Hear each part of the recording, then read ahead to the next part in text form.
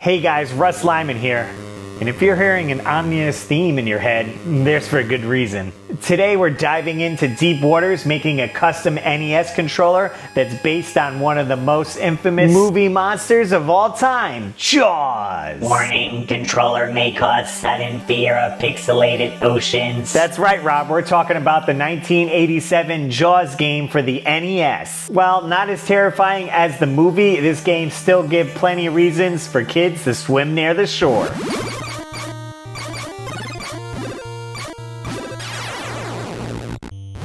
And of course, I had to make a custom NES controller worthy of the beast with a custom shark bite, some blood splatter, and custom decal. Let's break down how I did it. Alright, first part is disassembling the NES controller, getting those screws out and be able to access the inside of it.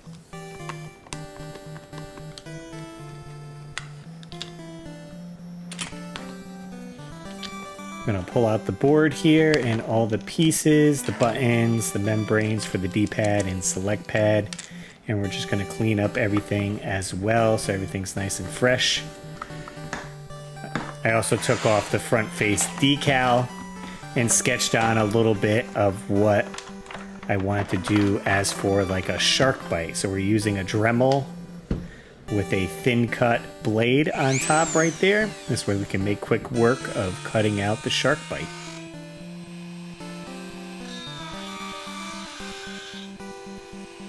Now since this spins so fast, it does heat up the plastic and it kind of melts on top, so I'm going to have to come back with an X-Acto knife and kind of scrape that off and clean up the cut.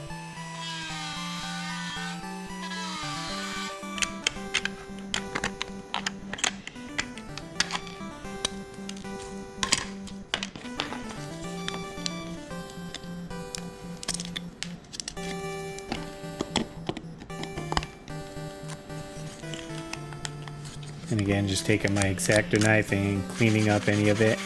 And we're using some sandpaper just to smooth it all out, and this will also help the paint adhere to it a little bit better. And then I'm kind of going back, adding more weather to it. I'm scraping away because I want this thing to look a little bit beat up and weathered. And that's just some glass cleaner that I'm using now to clean the controller, get any of the sanding plastic dust out of there. And of course, cleaning up the membranes and the buttons and everything, so those are nice and ready to go back in once we're ready to assemble. That's what it looks like right now. We gotta get to paint.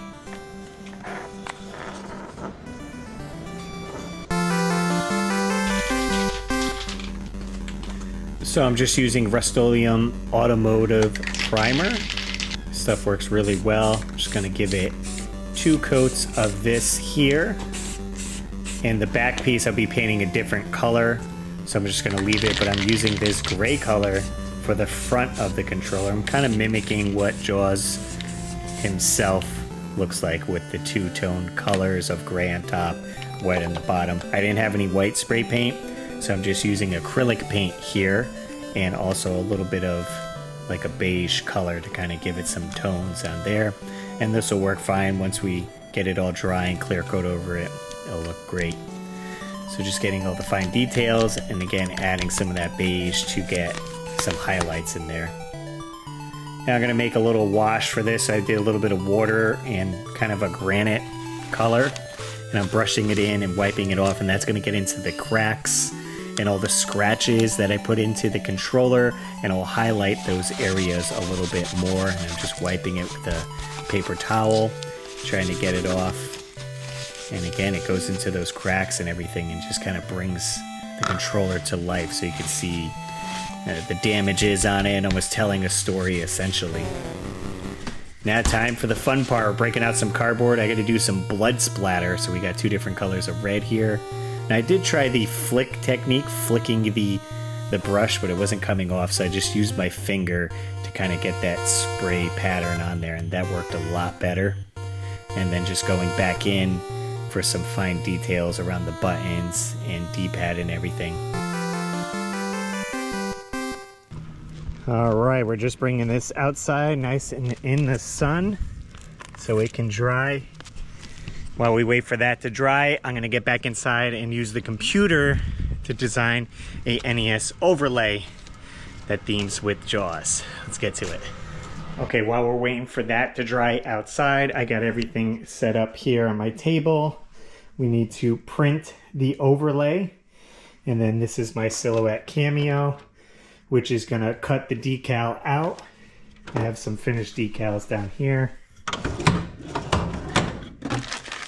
Here's some of the finished decals that I made. There's a Freddy 1, Super Mario Brothers 3. So it's gonna cut them out like that so we get something custom to fit to the theme of the JAWS controller. So gonna get the image there on my computer. We're gonna work on that and then we'll be able to print it. So let's get to the computer. All right, here we are on the computer. I'm just Googling some images with JAWS. That's the title screen right there, and I thought that'd be perfect for this controller here.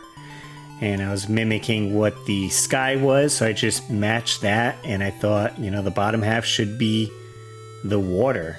So I just made a copy of that and enlarging it, just so it takes up the whole bottom portion right there. And you can see the cutouts, and I have start and select B and A in red, which works great with the graphics, and I'm just removing that little bit of water so it blends a lot better. Simple graphic does the trick. All right, we finished with the design. Here is the JAWS design right there, and you can have the cutouts on or off. It just gives me an idea of what it's going to look like, but I saved the file without the cutouts on there. And then this is the silhouette program where I have all different ones here. So I got to do some Friday the 13th and Nightmare on Elm Street. We got Mega Man 3 and Batman. And then if you go to send, it's going to show the cut paths right here. You can zoom in on this and it shows where it's going to be cutting out the D-pad, the select, and all that. So you can adjust these. So I made sure everything's in the border there. So we're going to print this on this type of paper here. It's a waterproof gloss inkjet paper. They are online labels, so the whole sheet itself is a sticker. So we're going to print this out and then set up our silhouette, and we'll be able to cut these out and be good to go. Apply it, and then we're just going to add some clear coat to it and we'll be good to go.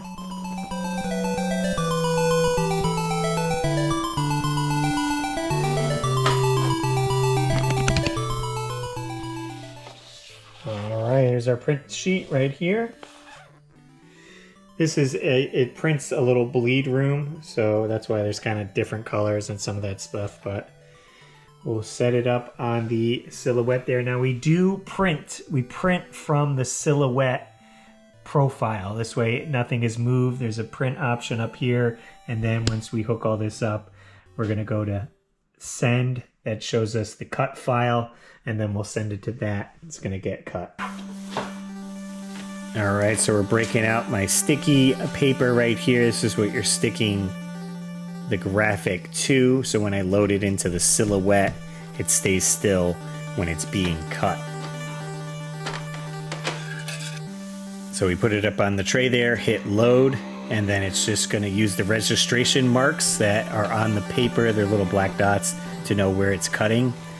And I have the cut paths already mapped out. So it's gonna cut out the D-pad, the select, the A, B, and buttons, and then the whole decal itself, and it's got to go through all of the overlays that I have on this page here. So it takes a little bit. I kind of set it and go off and do something else, but the main thing here is just getting all the settings right. How fast the blade should be going, the force, the depth.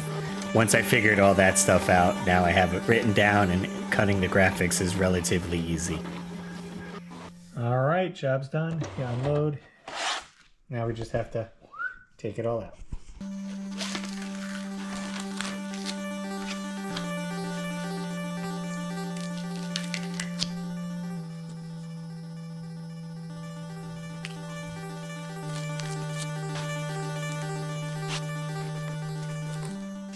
Now I've done tons of testing on here to see what depth to put the blade, the speed, and everything just to get this so perfect. So it's great that it just leaves behind the cuts here. You got this nice tool and you can just pick it all up here. I'm probably almost done with this sticky backing here. You can get quite a few prints out of it, and you can almost see all the cut marks on it, so, and it's gonna lose its adhesion. So I just grabbed these on Amazon.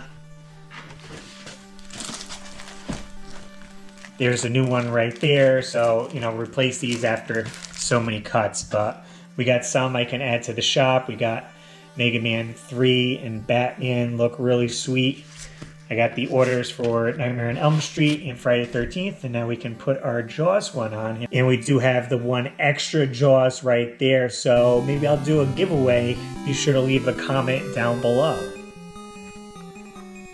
Alright, time to put the graphic on. And again, this is a pretty strong sticky paper. It's weatherproof and everything, so I didn't line it perfectly a few times, and you're able to peel it back up without damaging anything. And I want to make sure I get that line across the top nice and even, and then smooth it out. And I did add a cut a little bit where the shark bite was, which I like. It kind of digs into the graphic some. Now normally you could leave it like this, but I wanted to clear coat over the graphic so it kind of seals it in, so we're bringing it outside for that.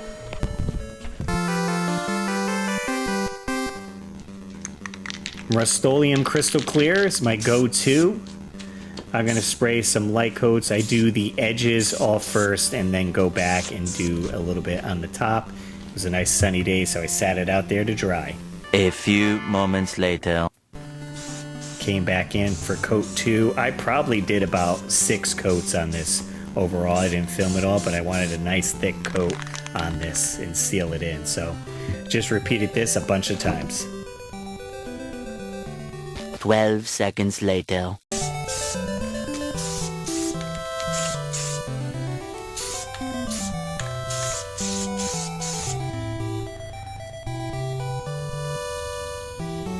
Tomorrow for sure. So I grew up here close to the water, so I would come here often. Seeing the JAWS movie, I don't know, I never really got scared I was going to get attacked by a shark while swimming. But certainly the lore around it, the ride, all the cool stuff, I don't know, just infatuated me. And I don't know, the game on NES, pretty good. I think I enjoyed it a lot. A lot of people were confused about it, so who knows. Alright, I let it dry for 24 hours and now it's time to put everything back together and assemble it. Just gotta sign my name on the inside of the controller, and I do use brand new screws. I put new screws in it because the old ones always end up getting stripped. So I have nice fresh new screws, so it's a nice tight fit. And I'm excited. Let's see what this thing turned out like.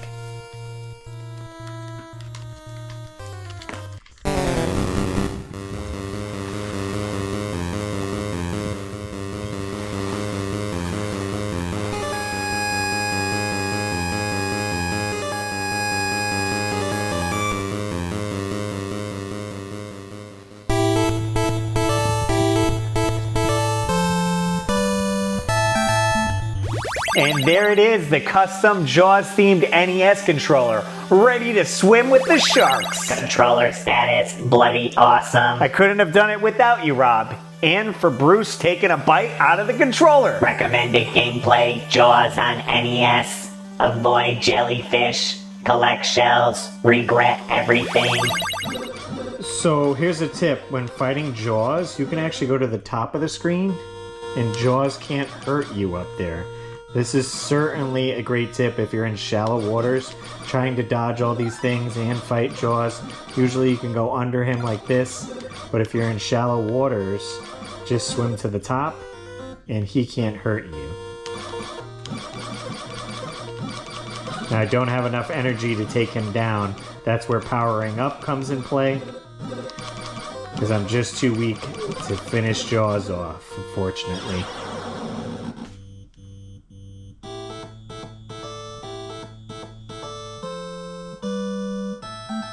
Thanks for watching, and if you guys enjoyed this custom controller build, be sure to hit the thumbs up button and subscribe for more custom stuff coming your way. Next time, fewer sharks, more circuits. Fair enough.